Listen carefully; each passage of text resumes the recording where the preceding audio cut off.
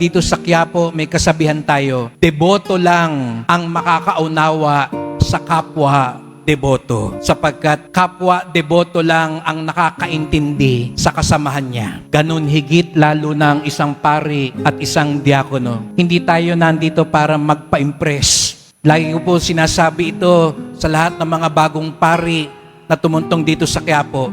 Hindi tayo ang pinunta ng mga tao dito. Wala nga silang pakialam kung tayo ang magmisa o hindi. Sapagkat ang pinunta nila rito ay si Jesus Nazareno. Pero sana mahawahan tayo ng mahal na pong Jesus Nazareno na tayo'y mangusap katulad niya, mangusap ng nanggagaling sa sambayanan. Bumaba ng may malasakit, mangusap ng may pangunawa, at panghuli, ang mahal na Birheng Maria ng Guadalupe, katulad ng Diyos, katulad ng mga tao, sapagkat ang kanyang pagdating ay nagdudulot ng pagkakaisa at pagpapanibago.